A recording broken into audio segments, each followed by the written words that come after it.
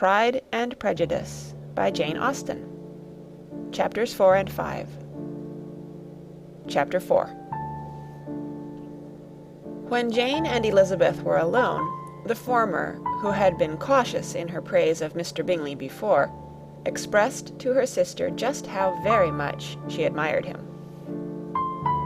"He is just what a young man ought to be," said she, "sensible, good-humoured, lively, and I never saw such happy manners, so much ease, with such perfect good breeding." "He is also handsome," replied Elizabeth, "which a young man ought likewise to be if he possibly can. His character is thereby complete." "I was very much flattered by his asking me to dance a second time. I did not expect such a compliment." "Did not you? I did for you. But that is one great difference between us. Compliments always take you by surprise, and me never. What could be more natural than his asking you again? He could not help seeing that you were about 5 times as pretty as every other woman in the room. No thanks to his gallantry for that. Well, he certainly is very agreeable, and I give you leave to like him. You have liked many a stupider person." "Dear Lizzie!" "Oh, you are a good deal too apt, you know, to like people in general. You never see a fault in anybody. All the world are good and agreeable in your eyes. I never heard you speak ill of a human being in your life." "I would not wish to be hasty in censuring anyone, but I always speak what I think." "I know you do, and it is that which makes the wonder. With your good sense, to be so honestly blind to the follies and nonsense of others. Affectation of candour is common enough, one meets with it everywhere. But to be candid without ostentation or design, to take the good of everybody's character and make it still better, and say nothing of the bad, belongs to you alone. And so you like this man's sisters too, do you? Their manners are not equal to his." "Certainly not, at first, but they are very pleasing women when you converse with them. Miss Bingley is to live with her brother and keep his house, and I am much mistaken if we shall not find a very charming neighbour in her." Elizabeth listened in silence, but was not convinced. Their behaviour at the assembly had not been calculated to please in general, and with more quickness of observation and less pliancy of temper than her sister, and with a judgment too unassailed by any attention to herself, she was very little disposed to approve them. They were in fact very fine ladies, not deficient in good humour when they were pleased, nor in the power of making themselves agreeable when they chose it, but proud and conceited. They were rather handsome, had been educated in one of the first private seminaries in town, had a fortune of 20,000 pounds, were in the habit of spending more than they ought, and of associating with people of rank, and were therefore in every respect entitled to think well of themselves and meanly of others. They were of a respectable family in the north of England, a circumstance more deeply impressed on their memories than that their brother's fortune and their own had been acquired by trade. Mr. Bingley inherited property to the amount of nearly 100,000 pounds from his father, who had intended to purchase an estate, but did not live to do it. Mr. Bingley intended it likewise, and sometimes made choice of his county, but as he was now provided with a good house and the liberty of a manor, it was doubtful to many of those who best knew the easiness of his temper, whether he might not spend the remainder of his days at Netherfield, and leave the next generation to purchase. His sisters were anxious for his having an estate of his own, but though he was now only established as a tenant, Miss Bingley was by no means unwilling to preside at his table, nor was Mrs. Hurst, who had married a man of more fashion than fortune, less disposed to consider his house as her home when it suited her. Mr. Bingley had not been of age 2 years when he was tempted by an accidental recommendation to look at Netherfield House. He did look at it, and into it for half an hour, was pleased with the situation and the principal rooms, satisfied with what the owner said in its praise, and took it immediately. Between him and Darcy there was a very steady friendship, in spite of great opposition of character. Bingley was endeared to Darcy by the easiness, openness, and ductility of his temper, though no disposition could offer a greater contrast to his own, and though with his own he never appeared dissatisfied. On the strength of Darcy's regard, Bingley had the firmest reliance, and of his judgment the highest opinion. In understanding, Darcy was the superior. Bingley was by no means deficient, but Darcy was clever. He was at the same time haughty, reserved, and fastidious, and his manners, though well-bred, were not inviting.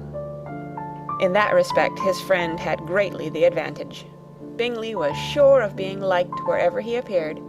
Darcy was continually giving offence. The manner in which they spoke of the Meryton assembly was sufficiently characteristic. Bingley had never met with more pleasant people or prettier girls in his life. Everybody had been most kind and attentive to him. There had been no formality, no stiffness. He had soon felt acquainted with all the room, and as to Miss Bennet, he could not conceive an angel more beautiful. Darcy, on the contrary, had seen a collection of people in whom there was little beauty and no fashion, for none of whom he felt the smallest interest, and from none received either attention or pleasure. Miss Bennet he acknowledged to be pretty, but she smiled too much. Mrs. Hurst and her sister allowed it to be so, but still they admired her, and liked her, and pronounced her to be a sweet girl, and one whom they would not object to know more of.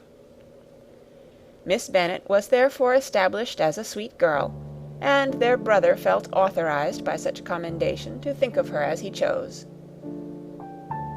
End of chapter 4. Chapter 5. Within a short walk of Longbourn lived a family with whom the Bennets were particularly intimate. Sir William Lucas had been formerly in trade in Meryton, where he had made a tolerable fortune and risen to the honour of knighthood by an address to the king during his mayoralty. The distinction had perhaps been felt too strongly. It had given him a disgust to his business and to his residence in a small market town, and, in quitting them both, he had removed with his family to a house about a mile from Meryton, denominated from that period Lucas Lodge, where he could think with pleasure of his own importance, and, unshackled by business, occupy himself solely in being civil to all the world. For, though elated by his rank, it did not render him supercilious. On the contrary, he was all attention to everybody. By nature inoffensive, friendly, and obliging, his presentation at St. James's had made him courteous. Lady Lucas was a very good kind of woman, not too clever to be a valuable neighbour to Mrs. Bennet. They had several children.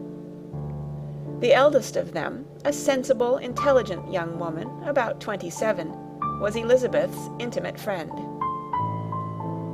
That the Miss Lucases and the Miss Bennets should meet to talk over a ball was absolutely necessary, and the morning after the assembly brought the former to Longbourn to hear and to communicate. "You began the evening well, Charlotte," said Mrs. Bennet with civil self-command to Miss Lucas. "You were Mr. Bingley's first choice." "Yes, but he seemed to like his second better." "Oh, you mean Jane, I suppose, because he danced with her twice. To be sure, that did seem as if he admired her. Indeed, I rather believe he did. I heard something about it, but I hardly know what. Something about Mr. Robinson." "Perhaps you mean what I overheard between him and Mr. Robinson. Did not I mention it to you? Mr. Robinson's asking him how he liked our Meryton assemblies, and whether he did not think there were a great many pretty women in the room, and which he thought the prettiest, and his answering immediately to the last question, 'Oh, the eldest Miss Bennet, beyond a doubt. There cannot be two opinions on that point." "Upon my word! Well, that is very decided indeed.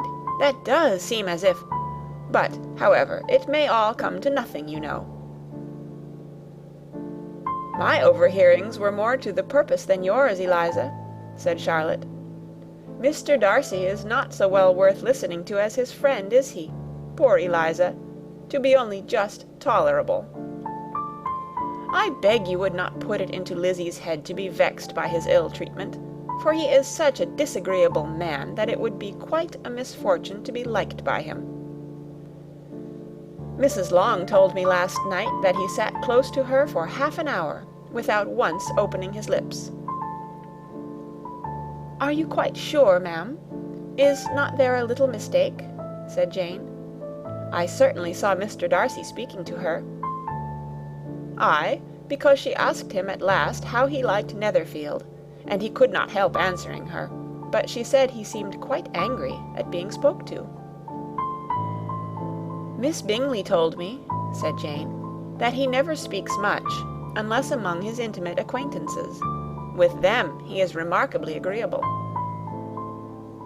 "I do not believe a word of it, my dear. If he had been so very agreeable, he would have talked to Mrs. Long. But I can guess how it was. Everybody says that he is eat up with pride, and I dare say he had heard somehow that Mrs. Long does not keep a carriage, and had come to the ball in a hack chaise." "I do not mind his not talking to Mrs. Long," said Miss Lucas, "but I wish he had danced with Eliza." "Another time, Lizzie," said her mother, "I would not dance with him, if I were you." "I believe, ma'am, I may safely promise you never to dance with him." "His pride," said Miss Lucas, "does not offend me so much as pride often does, because there is an excuse for it. One cannot wonder that so very fine a young man, with family, fortune, everything in his favour, should think highly of himself. If I may so express it, he has a right to be proud." "That is very true," replied Elizabeth, "and I could easily forgive his pride, if he had not mortified mine." "Pride," observed Mary, who piqued herself upon the solidity of her reflections, "is a very common failing, I believe. By all that I have ever read, I am convinced that it is very common indeed, that human nature is particularly prone to it, and that there are very few of us who do not cherish a feeling of self-complacency on the score of some quality or other, real or imaginary. Vanity and pride are different things, though the words are often used synonymously. A person may be proud without being vain. Pride relates more to our opinion of ourselves, vanity to what we would have others think of us." "If I were as rich as Mr. Darcy," cried a young Lucas, who came with his sisters, "I should not care how proud I was. I would keep a pack of foxhounds, and drink a bottle of wine a day."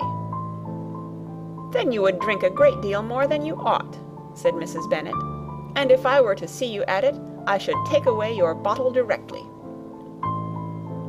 The boy protested that she should not. She continued to declare that she would, and the argument ended only with the visit. End of chapter 5.